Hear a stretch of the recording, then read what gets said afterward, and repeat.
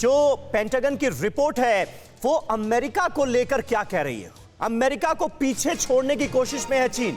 यह कहा गया इस रिपोर्ट में, पेंटागन की रिपोर्ट में किया गया बड़ा खुलासा, बेतहाशा तरीके से परमाणु हथियार बढ़ा रहा है चीन। इरादे आप देखिए, इरादे क्या हैं?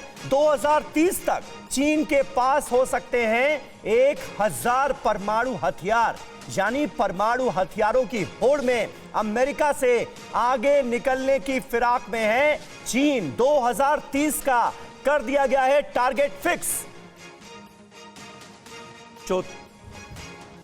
तो चीन के पास जो परमाणु जखीरा है उसको लेकर कुछ अहम जानकारियां आपको दे दें और उसके बाद एक बार फिर अपने खास मेहमानों का रुख करूंगा।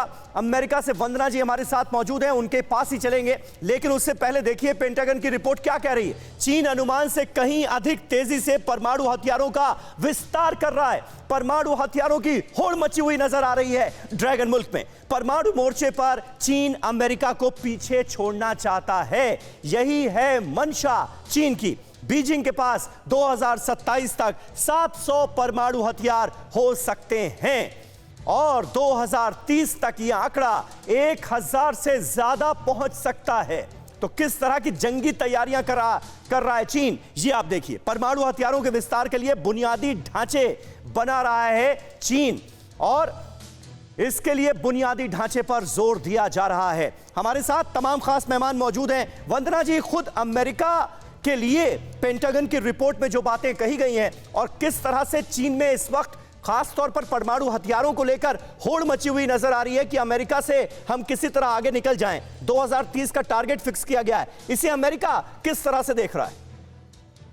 आपने जो बात कही, क्योंकि चाइना का इस वक्त जो चीन का जो रुख है, जब चीन सारी दुनिया के सामने पूरी तरह से निर्वस्त्र हो चुका है, बिल्कुल नंगा हो चुका है आफ्टर कोविड-19, they have been totally nude back. Because आप जानते हैं, एवरीबडी नोज लाइक कि उन्होंने क्या क्या छुपाया है वुहान से। अगर वो चाहते तो विश्व की जो इस वक्त की स्थिति है वो आज ये नहीं होती। They could have quarantine, but उन्होंने वो नहीं किया। सो इस वक्त पूरा ही दुनिया उनसे परेशान है। बट लेकिन कुछ देश ऐसे हैं जिनको दिख रहा है, जो भारत का पड़ोसी मुल्क है, वो समझता है कि मुझे बहुत वो मिल रहा है। तो कमिंग बैक टू जो आपका सवाल है कि अमेरिका उसको कैसे देख रहा है, तो अगर आपने नोटिस किया हो in the last couple of years हम लोग कितने अलायंसेस की बात कर रहे हैं।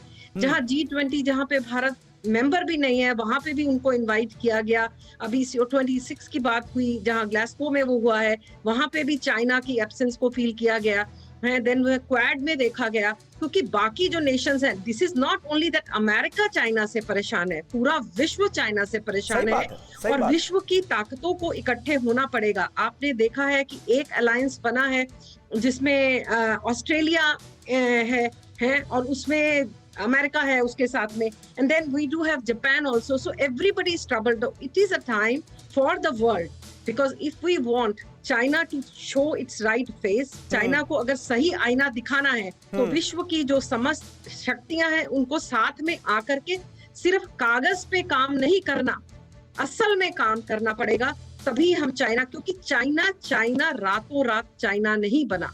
चाइना को चाइना बनने में तकरीबन जो है 40 साल लग चुके हैं, ये भी बात जानने की है। So this is what we have to see. और Bharat is in a very strong position and we are very hopeful.